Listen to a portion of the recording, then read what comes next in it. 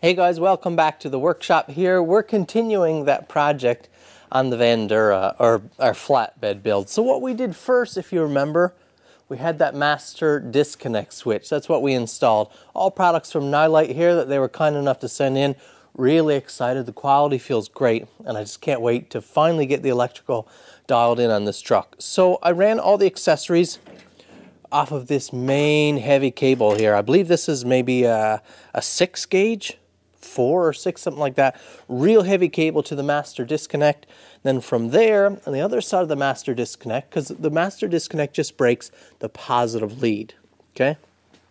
So on the other side of that, all of our, we have a main cable, another, I believe, 4 or 8 gauge cable running back to our jib crane, the winch back there.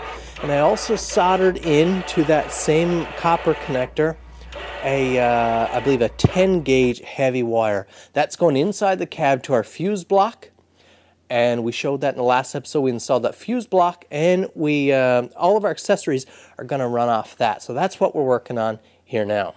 These switch blocks like this are really sweet because they come pre-daisy chain, so they're all run together.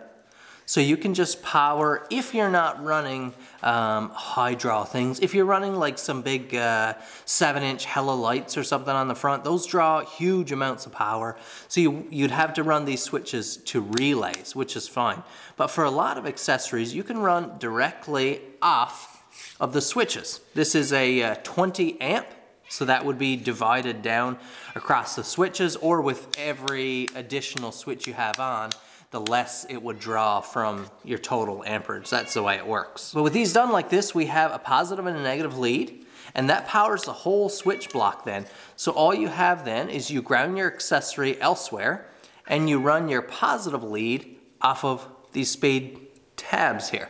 So very clean. All we need to do is run a positive lead in here, and our accessory is powered by that switch. There's not a lot of room in this cabin to get you guys in here. What I have done, I have the ports cut out here for right here for that main switch panel. So that's going to sit tidily in here. And then I've built a small secondary panel. And that's going to hold, of course, our controller for our hazard light on the cab. Going to sit like that, and our voltage meter is going to sit there as well. So real slick. But what I've done is run a piece of conduit up here, and we have a ground, a black ground here, which is already ground to the fuse block. Then I have this larger cable here, which I believe is a 12 gauge wire. This is powered off the fuse block there. So that's running up, and then, so that's going into my block. That will connect to our positive and negative leads here. That's going to power up our switch block. 6 wires here. And these are all 20 gauge wire, I believe. 20 or 14. I can't recall now. I think 20 gauge wire. So we're going to throw a spade connector on the end of each one of them. Run off of the 6 switches. Now I don't have 6 accessories to run today, but what I'm going to do is just heat shrink the ends of them down there. That way these will all be out right down there under the dash, ready to go. I've run the full length right out by the floor. So if ever I want to hook a relay up to one of these, or hook a small set of light pods, or hook another accessory, maybe a dome light later on, I don't need to come all the way up, get inside the dash here. I don't need to pull the panel back out. Everything will already be wired up. It's a good idea to think ahead like that. You'll save yourself a lot of time. This conduit that I just ran all these wires down through, I installed this and the positive and negative back when I was working on the truck this summer. When I was doing the electrical, I ran it all the way up through there because I knew this time was coming where I'd probably put in a switch panel and stuff. I knew it would be easier to run it all then. It's just making it a lot easier for me right now. Okay, here's my Wiresnake. All wired up. You can see all nice and clean spade connectors. Group them like this just so that the one wire is not taking too much brunt or pulling or vibration. That 6th wire, I took a 6 switch number 6, And that's what I'm running to my voltmeter, because I don't want to drain my battery.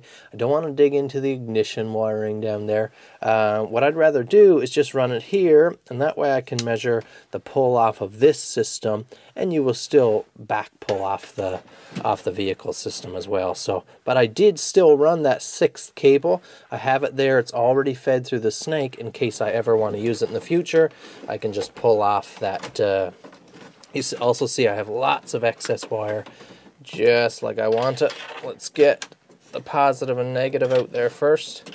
For the voltmeter, always have lots of excess wire. In house wiring, they would be called service loops. Lots of service loop inside the vehicle. So that panel is wired up now. Once I turn on the power down to the fuse panel, put in a blade fuse, this panel is fully powered up. It's the other ends of the wire, the other end of the snake, that's not connected to anything yet. Now what I have to do, I just roughed out this brass plate. You can see it's just got an etch finish there from the wire wheel. I'm going to go ahead and buff this to a nice finish.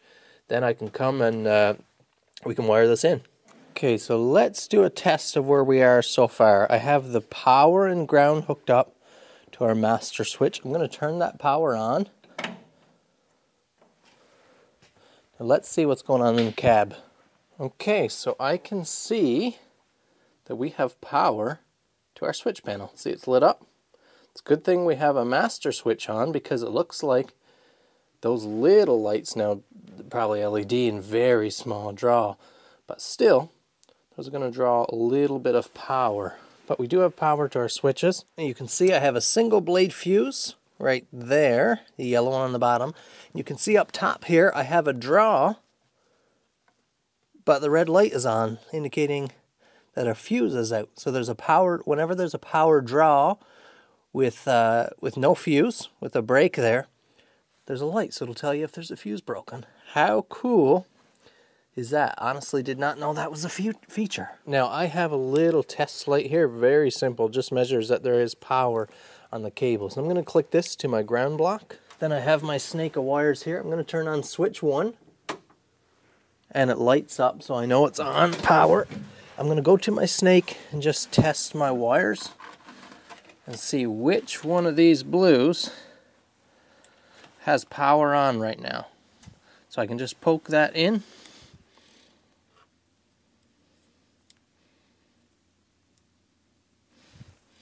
Right there. So I've just crimped it here to show you, but if I touch in this one, we have power on this one. Nice, strong, bright light.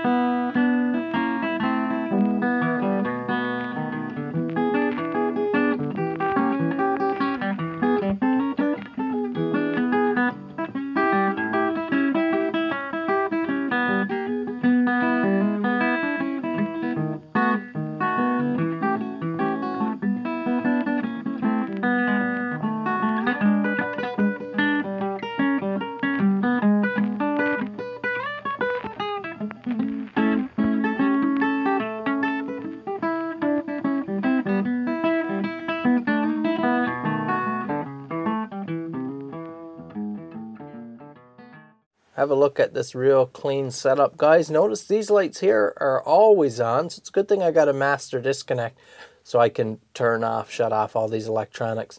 Now, of course, this is not going to be hardly any draw, but still, if you got a weak battery, and the battery in this truck is a little bit weak right now, could be a little bit of a problem if you're not using your vehicle every day. But see, we went with that brass plate. See, it ties in nice with this brass plate.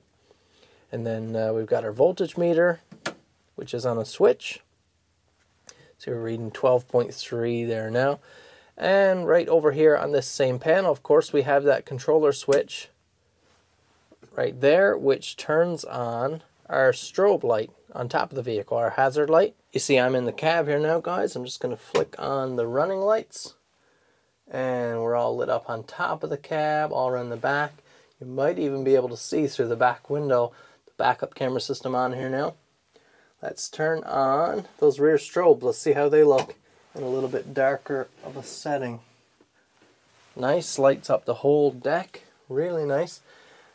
shut those off. Let's turn on our hazard light up on top and have a look at that strobe. Isn't that nice, huh? If you had to be pulled over in a compromised situation or loading something up on a turn or something, to be able to have that there. And then, of course, you can cycle through the modes, something a little less obnoxious, a little more subdued. And then we go back to crazy again, but isn't that cool? Everything all on switches. Well, what do you think? I think it looks really, really impressive. Just finally now, these are the finishing touches on the truck. The winch is running, everything's on that master disconnect, so we don't have that power draw issue. Everything is fused, all of our switches in that convenient spot on the dash. The backup camera system just decked out, and Nilight took us that last bit of the way and set us up real nice. Thanks for watching. Hit the like button, subscribe to my channel if it's your first time here. If you want to check out Nilight products, all the links and different things there will be down in the description and the comments below. Thanks for watching this more final episode of building the flatbed here. It's nice to see her dart in once in a while, and we'll be doing some projects with it in the upcoming year. But thanks for watching this one.